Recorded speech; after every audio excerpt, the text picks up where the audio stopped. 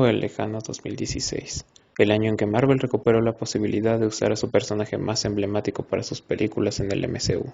Aún recuerdo todas las reacciones cuando el Hombre Araña apareció en el primer tráiler de Civil War, la gran cantidad de fanáticos que se morían de emoción con la sola idea de verlo en la película de Marvel, y cuando salió en la película el personaje fue muy secundario, como debía ser, pero su introducción fue bastante interesante. Después de todo, no tendría sentido que realmente fuera importante si era su primera película. Su escena de introducción fue bastante buena, y si bien su participación en la batalla del aeropuerto es bastante regular, podíamos ver al que muchos coronaban ya como el mejor Spider-Man, con el sentido de responsabilidad y los bajos recursos de Peter Parker, pero con la personalidad y ciertos puntos característicos del Hombre Araña. Lástima que se murió. No, esto no es un clickbait. Si quieren un clickbait, vayan a ver mi video de SAO, o el anime de SAO en general. Hay que aceptar que sí. Si bien muchos inflaron de más lo que pasaría con el personaje solo porque Marvel era quien lo estaba ocupando, error que Marvel nos recordaría para Far From Home, el Hombre Araña que nos presentaron en Civil War, pese a ser inexperto, era un personaje bastante diferente al que más adelante nos presentarían. Hola a todos, les habla Danager, el tejedor psicoliterato, y esto es La muerte del Spider-Man del MCU. Ahora, al decir que el personaje murió es ya un poco dramático. Después de todo, Spider-Man Homecoming ocurre casi un año después de lo ocurrido en Civil War. Muchas cosas llegan a cambiar en ese tiempo. Sin embargo, si tomamos esto como algo válido, lo cierto es que aparecen un sinfín de incongruencias que ya iré mostrando. Para sustentar lo dicho, de hecho, ya preparé una serie de puntos que ya me dirán si son válidos o no, siendo el primero de ellos la presentación. La película de Civil War presenta a Peter Parker como un joven que va llegando a su casa. Se muestra una vivienda bastante modesta y el joven Parker recupera un DVD que piensa reparar y en general parece un chico bastante inteligente que, aunque no tiene dinero, aprovecha sus conocimientos y capacidades para tener todo lo necesario como un estudiante, además de contar con el intelecto suficiente para crear sus propios lanzadores de telaraña con su propia mezcla de telarañas personalizada, no como otros que robaron una de Oscorp. Y al mismo tiempo aparece como un joven algo inexperto, al punto en que su sentido arácnido lo mantiene siempre alerta, teniendo que adaptar su traje para que pueda concentrarse. Y en general su presentación es corta, pero lo suficiente para que podamos conocer su entorno y bastante de su vida, lo que se prestó para que pudiéramos hacer teorías sobre cómo sería llevado el personaje. Un grave error por nuestra parte, hay que reconocerlo. Ya hablamos de cómo Peter Parker es presentado como un joven inteligente que, pese a todo, utiliza su intelecto para conseguir todo lo que necesita, tanto en su vida como civil como en su vida como superhéroe. Pero una de las características principales del Hombre Araña es su motivación. En Homecoming ya se nos dejaba explícito que su principal motivación era ser parte de los Vengadores, cosa bastante normal considerando que es un chico con habilidades especiales que creció admirando a los superhéroes. Pero esto no nos fue presentado en Civil War. Lo que ocurrió ahí fue bastante diferente. Y es que él mismo habla con Tony Stark sobre su motivación. Ya saben, donde Tony interrumpe varias veces para que el discurso no se alargue y coma tiempo de película. Y él mismo es el que nos muestra cómo recién obtuvo sus poderes hace 6 meses, lo que lo llevó a cuestionarse cómo usar sus poderes e incluso diciendo que no piensa aprovecharse de ellos para lograr cosas. Pero su verdadera motivación para ser el Hombre Araña la explica al final con la siguiente frase. Cuando alguien tiene los talentos que yo tengo, pero otros no, y luego pasa algo malo, es por culpa de uno. Con esta frase se nos dice un poco sobre el diálogo, pero bueno, Tony lo toma como querer defender al indefenso, y en cierto sentido así es. Pero si tomamos la frase más a fondo, ya nos deja claro que algo malo ya le ha pasado en la vida, algo por lo que él se culpa y que tiene que ver con obtener sus poderes. Eso y el tono en el que lo dice dejaría bastante explícito que se trata del tío Ben, y nos deja entrever el arrepentimiento que siente por no haber hecho nada para evitar lo que ocurrió.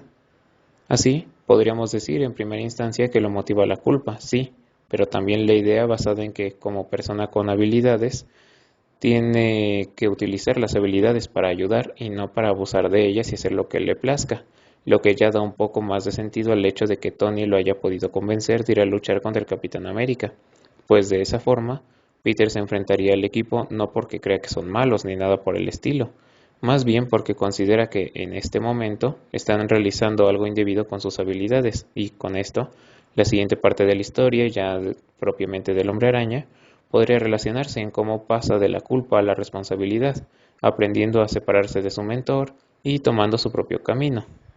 Claro, claro, obviamente iba a ser ese el camino. Ya lo dije, es su primera aparición. Está claro que el Hombre Araña aquí no tiene muchas apariciones, si acaso se le puede ver deteniendo un auto que iba a gran velocidad, y bueno, la batalla en el aeropuerto. Pero incluso en estas pocas escenas podemos ver un poco de la personalidad de Peter Parker cuando se pone el traje del Hombre Araña. Y es que en situaciones en las que la gente está en peligro, se lanza para evitar el desastre y se retira sin más. Mientras que en una situación algo más relajada, en el sentido de no haber personas ajenas al conflicto involucradas, este se toma la oportunidad de hablar con sus rivales, dejando también en claro que es fanático de los Vengadores, sí, pero también que siempre que la situación no afecte civiles, su modus operandi se va a basar en la característica tan propia del trepamuros de hablar y bromear mientras está en combate. Con esto, hasta el momento, podemos ver que había un Peter Parker que vivía en un hogar de bajos recursos, que podía llegar a sufrir acoso en la escuela, pero que usa su ingenio y sus habilidades para salir adelante junto con su tía, mientras que, como el Hombre Araña, lo vemos como un chico que de la nada adquirió sus poderes y, pese a aún estar aprendiendo cómo usarlos, ya cuenta con una experiencia traumática que no desea repetir, por lo que se dio a la tarea de ayudar a los demás. Todos son conceptos que aún no se terminaban de formar, pero que dan pie a que pudiéramos ver que hay un buen material de donde sacar. Lástima que no ocurriera, porque se murió. Porque si el cambio en la motivación, la responsabilidad y su vivienda no son suficientes cambios para suponer que murió, lo último pone el último clavo en el ataúd del Hombre Araña que apareció en Civil War. En esta escena aparece Peter, recién llegando a casa luego de la batalla en el aeropuerto, y hay muchas cosas a destacar, como el hecho de que era de día cuando llegó y no de noche como en Homecoming, o el hecho de que estaba lastimado cuando llegó a su casa y tuvo que inventarse una excusa para no revelar su identidad, o el hecho de que llevara puestos los disparadores cuando llegó y se quejara de tener comezón en ellos, cuando en la siguiente película no lleva ningún aditamento porque todo está en el portafolios. Pero eso no es a lo que me refiero cuando digo que este Hombre Araña no es el mismo que el que llega a casa en su siguiente película. Más allá de errores de continuidad, yo me refiero más bien a lo ocurrido en la escena por sí misma. En esta escena, lo que aparece al final es que Peter ha descubierto que su traje y su lanzarredes cuentan con unas nuevas funciones que pronto se dedicará a explorar, entre las cuales hay diferentes modalidades de telaraña y otros símbolos que no se llegan a apreciar correctamente, lo que nos lleva a pensar ¿qué le pasó a Peter después? Porque ya en su película en solitario solo conoce una única modalidad de telaraña, porque resulta que esas nuevas adquisiciones del traje siempre estuvieron bloqueadas, por lo que nunca logró verlas en Civil War. Así que, con toda la cantidad de pruebas, me atrevería a decir que el Spider-Man que vimos en Civil War tenía el potencial para ser el mejor que vimos en el cine. Lamentablemente murió, y fue reemplazado con otro en el que ahora no ahondaré, porque ya tengo pensado hacer su evolución cuando salga su tercera entrega, pero que cuenta con una motivación y desarrollo completamente diferente. El Spider-Man que vimos en Civil War era un buen Hombre Araña. Aún no era el mejor porque recién comenzaban a desarrollarlo como personaje, pero contaba con motivaciones y modos de actuar bien cimentados y un entorno listo para ser explorado en una película que nunca llegará a ver la luz. El otro Spider-Man tampoco es que esté tan mal, pero no podemos decir que es el mismo, porque no lo es. En fin, por todos los motivos que ya dije, es que yo digo que el que pudo ser el mejor Hombre Araña en la historia del cine está muerto. Bueno, dicho esto, coméntenme ustedes, ¿qué les pareció el Hombre Araña que salió en Civil War? ¿Ya habían notado que era distinto al visto en Homecoming? Y por último, ¿hubieran querido que el de Civil War siguiera vivo? ¿O están felices con el que siguió con sus películas? Pueden dejarme sus respuestas en la caja de comentarios. No olviden revisar en la descripción que siempre les dejo una o dos cosillas por ahí. Y si les gustó el video pueden darle like y revisar mi contenido para que, si este es de su agrado, puedan suscribirse. Y bueno, sin nada más por añadir, me despido. Les habló Tanager, el tejedor psicoliterato, y nos estaremos viendo en un próximo video. Adiós.